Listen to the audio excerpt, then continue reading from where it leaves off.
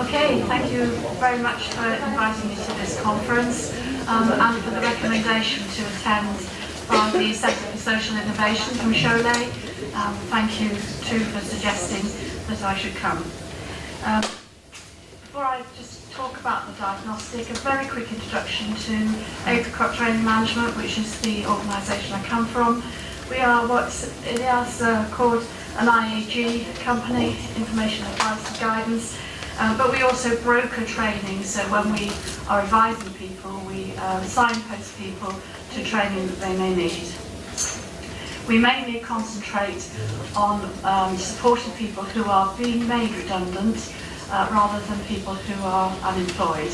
But we call this outplacement, a very American word, but helping people to transit out of an organisation and go straight back into work rather than becoming one of the many statistics of unemployed.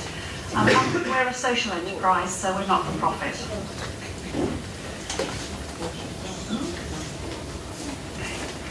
We have worked for many years with people who are looking for work, and as I've just described. And one of the things that we think is very true, and we discovered through our work, is that whilst it's the hard skills, the vocational skills, and what you say you can do on your CV that will get you the interview, it's actually the soft skills, or what might call the personal skills, that will get you through the interview and get you the job. And very importantly, they will also help you to keep the job, so it aids in retention as well. And we think that probably not enough attention has been paid to these soft skills that people need to develop in order to get back into work, get into work, and also maintain their position in work. So we started to work out how could you look at people's soft skills. And this is why we have developed this diagnostic. So we started by saying, if you're a job seeker, how do you discover what your soft skills are? How do you know what your personal skills are? How do you decide which jobs would suit the way you work? Because somebody is going to be happier in a job where they are suited to the pattern of work or the type of work than if they're just placed into any old job. How do you write about your soft skills and the way you prefer to work? How do you put that into an application form, or how do you express it when you go to interview?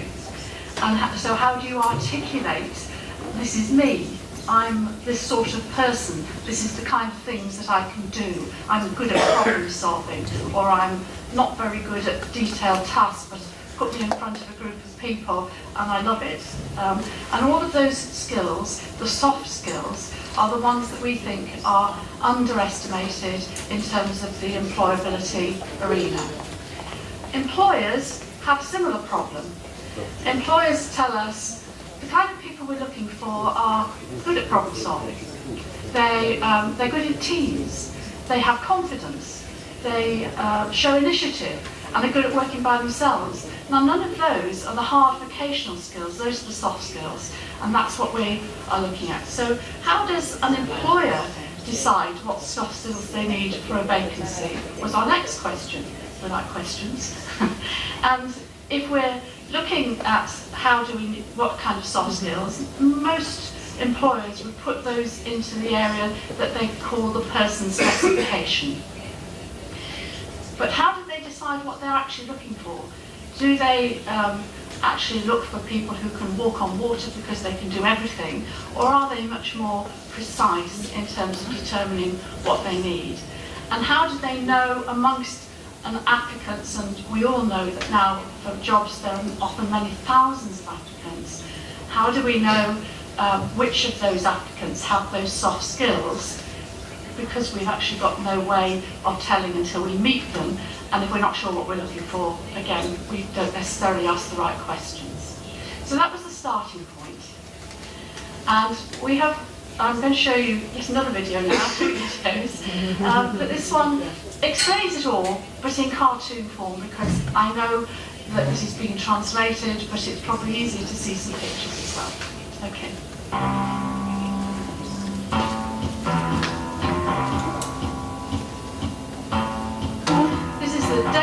project, which is a project we worked on with the Social Innovation Centre, and it explains how we developed the diagnostic.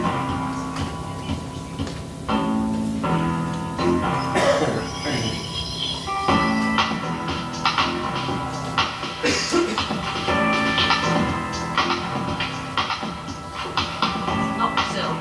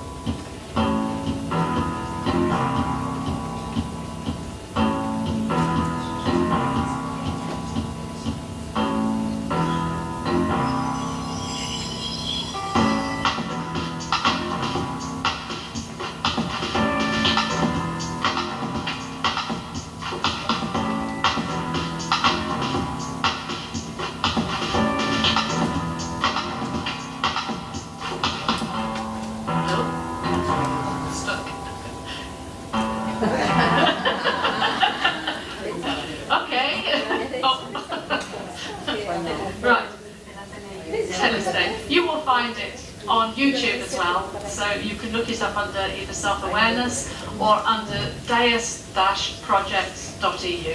Both of them, you'll find it on YouTube. Okay. So, obviously as a diagnostic we're measuring something, and the first question is what are we measuring? We're using an online psychometric personality test fundamentally, but mixed in with that is a test that looks at the way people learning styles. It measures our behavioural foundations, the way we tend to work and the way we behave. And it allows us to interpret a wide range of aspects, including our working style, the value that will give to employers and enterprises, how we are most comfortable communicating, how we're motivated by, what our values are, what our belief is. And very importantly, we believe it also looks at our approach to new learning and challenges. And we heard earlier in the session that we were, I think it was Juan was talking about coaching, how important it is how we react to challenges. And all of this information comes through in the reports that we produce. Very, very quickly, our credentials in this is not just something that we've plucked out of the air. It's based on models of workplace theory and workplace use stretching back many years, 60 years.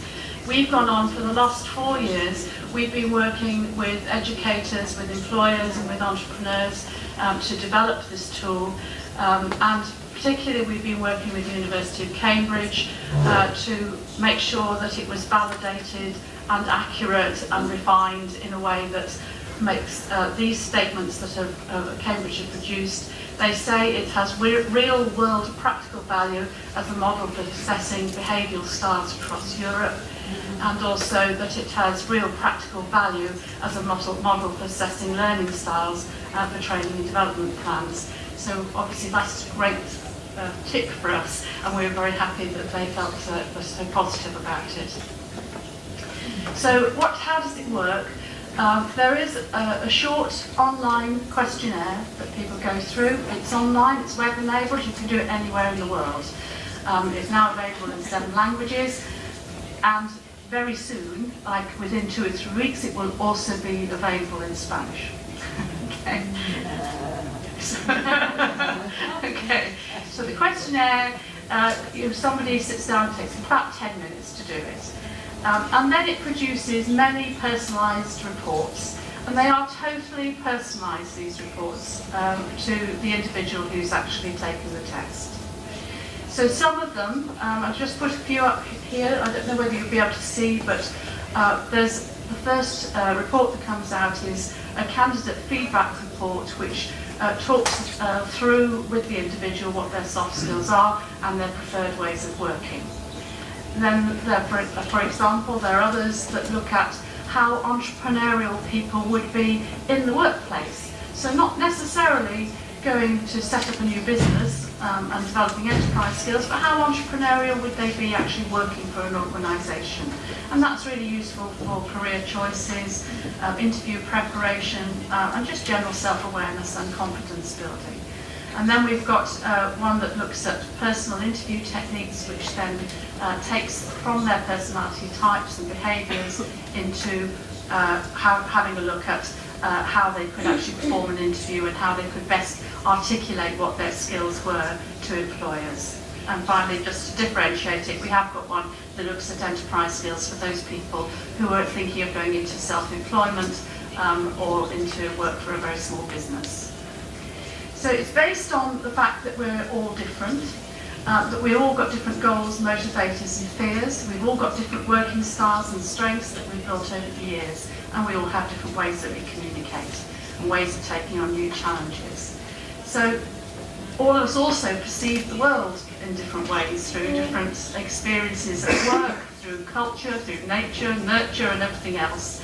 And there are a number then of different types of basic personality types. This is the 4-quadrant theory of personality, but actually they're all different, they're all valid, they're all different, but really we're made up of a mixture of all sorts. We're very rarely just one of these straight personality types.